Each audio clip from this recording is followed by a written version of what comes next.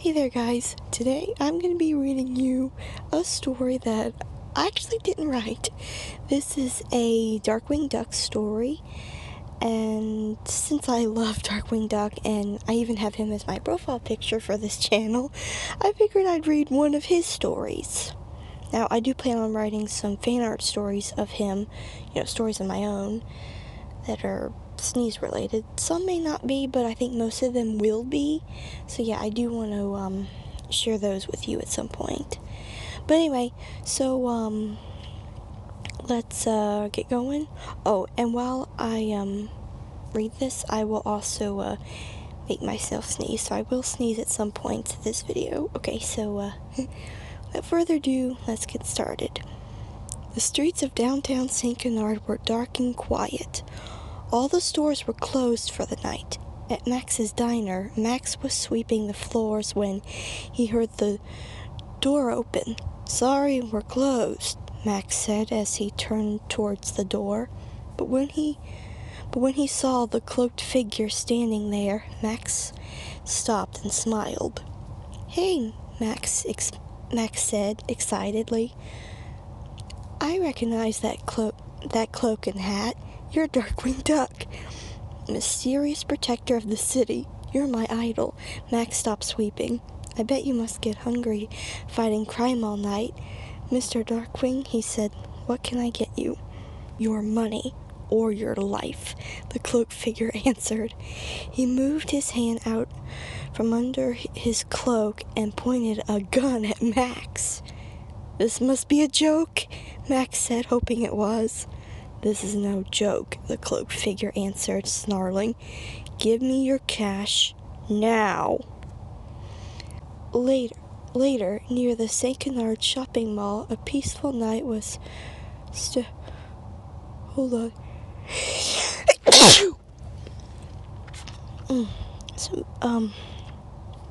Excuse me, by a sound of an explosion. A cloaked figure had just destroyed a hot dog stand and ran off into the night. The owner of the hot dog stand could not believe his eyes. Darkwing Duck had gone bad. Next morning, while Drake Mallard, in reality Darkwing Duck, was eating breakfast, Launchpad McQuack ran in, waving a piece of paper in his hand. "Shush has another assignment for us," he said. "They want us downtown right away." "Us?" Drake asked as he snatched the paper out of Launchpad's hand. "I'm Darkwing Duck. You're just Darkwing's lowly assistant." "That is so mean. He is so mean to Launchpad." "Sorry," Launchpad said, but Drake was too busy reading to hear him. Drake said as he finished. "The greatest, most secret crime-fighting agency in the world once again needs us. It needs my help." Yeah, because remember, he's not thinking too highly of Launchpad right now. And I'm gonna sneeze right now. I wonder how they get anything done without me. Drake jumped out of his chair. "Get my costume and prepare to launch the Thunderquacker," he said. "I thought it was called the Thunderquack."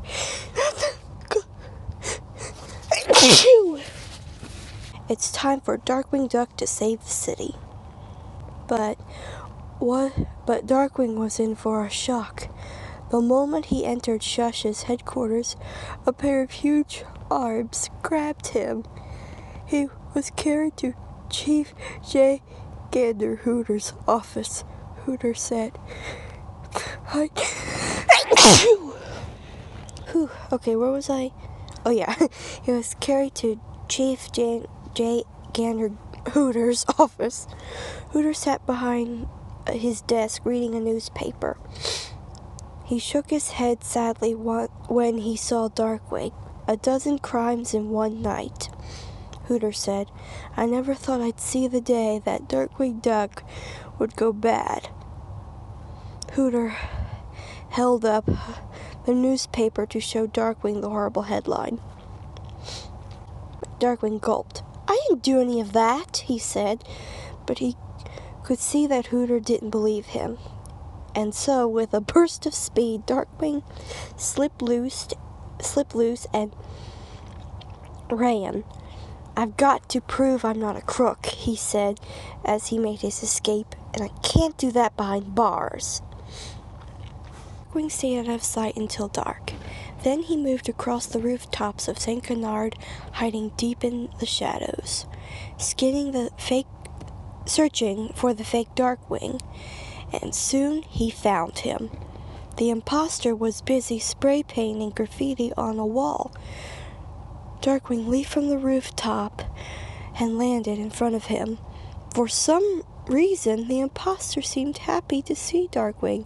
"Hey, pal," he said, smiling. "Grab a can of paint and help out." Phew! Whew. "I'm not your pal," Darkwing answered angrily. "I am the terror that flaps in the night. I am the winged skirts that pecks at your nightmares. I am the real Darkwing Duck." Did anybody else find that weird? Or, anyone that is either just come to know Darkwing like me, or anyone that used to watch him back in the 90s? Has anybody ever realized that it's really weird that he calls himself the terror that flaps in the night? That, to me, just doesn't sound very heroic. Maybe that's just me, but anyway. I'm the real Darkwing Duck. Okay. "Oh, no. Oh," the impostor said. He turned to run, but tripped on a can of spray paint and knocked himself out. Another case cracked, Darkwing thought proudly. "Now I'll just call the police," and just then Darkwing heard a loud crash. It came from around the corner. As he peeked around the corner, Darkwing saw another imposter. This one was carrying an armful of apples. "Great Scott," the real Darkwing thought. "How many fake Darkwings are there?" The imposter smiled when he saw Darkwing. "Come on, pal," he said. "It's time to collect our pay." Interesting, Darkwing thought. They must think I'm an imposter too. Honestly, I think Darkwing looks better than all these imposters. Like, they're kind of ugly looking. I think Darkwing's the best looking one out of all of them. Anyway, I've got to follow along, Darkwing thought, to get to the bottom of this. He followed the imposter to a subway station where trains stood waiting. Where there were 12 Darkwings on board. The doors opened and the train began to move. They were taken to the train yard at the end of town. At the edge of town. Darkwing followed the others out of the train and into a mysterious building at the end of the tracks. Inside a dark room, a huge creature sat behind a desk. Before him lay 12 bags of money. As the Darkwings piled into the room, a huge creature turned on the desk lamp. Darkwing could not believe his eyes. It was his arch nemesis, the leader of FOW, also known as the Fiendish Organization of World Larceny, the most evil criminal organization on the planet. It was Taurus Bulba. "Aha," Taurus Bulba laughed. "You 12 have done well. After tonight, the name of Darkwing Duck will be mud. The police will now finish the job for me. And with Darkwing out of the way, nothing can stop FOW from taking over St. Canard." At that very moment, Launchpad McQuack was flying again with the Thunderquacker, high over St. Canard. He knew Darkwing must be in trouble, otherwise he would have checked in. Launchpad had been searching for hours. He was about to give up when he spotted a cloaked figure running towards the mysterious building in the train yard. "That's Darkwing," Launchpad thought. "I'll fly in low and pick him up." Meanwhile, Taurus Bulba was about to pay the group of imposters for the night's work. Suddenly, another imposter walked in the room. Darkwing realized it was the fake Darkwing he had cornered in the alley. "You'll never guess who I met tonight," the imposter said. "The real Darkwing." "Wait a minute," Taurus Bulba said.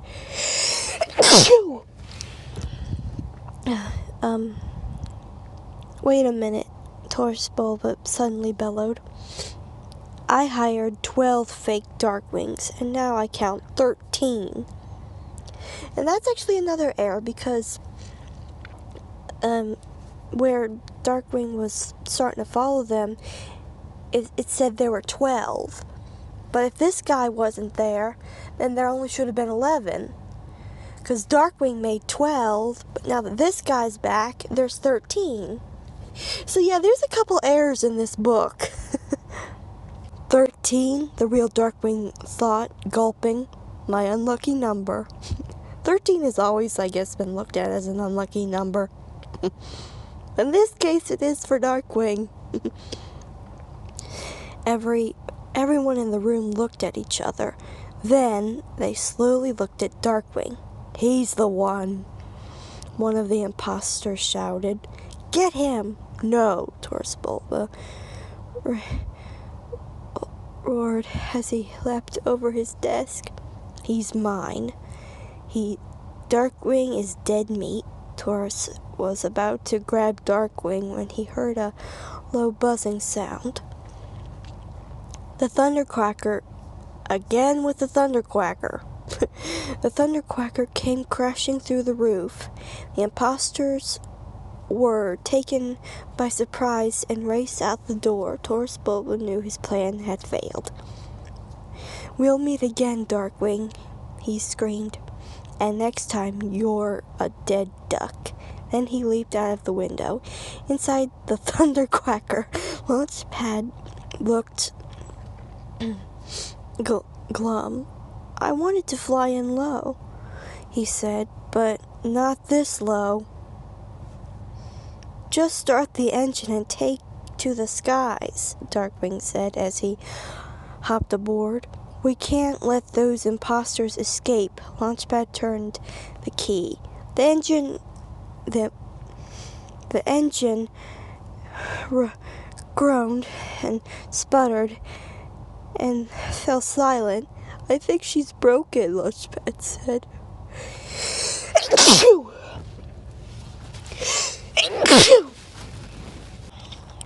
"Then we'll catch them on foot," Darkwing said as he hopped to the ground. But as Darkwing and Launchpad raced into the train yard, they were surprised to see a pack of shush agents waiting for them. One of them grabbed Darkwing. "You're going to jail along with the others," he said. "Not that one," Darkwing heard someone yell.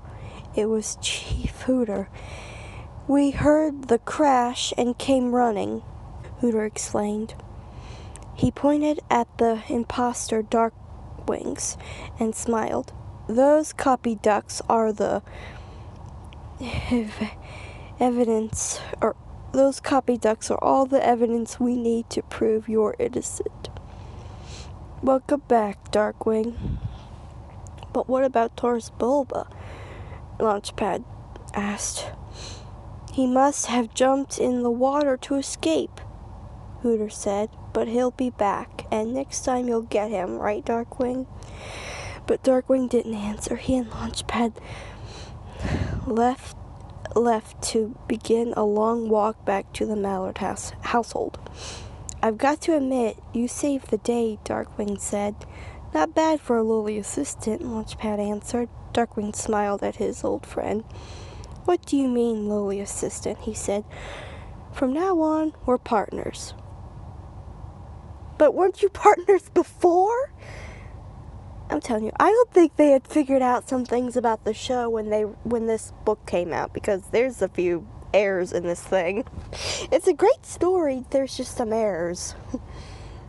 But anyway, I hope you enjoyed this story and my sneezes. So, yeah, I hope you enjoyed this.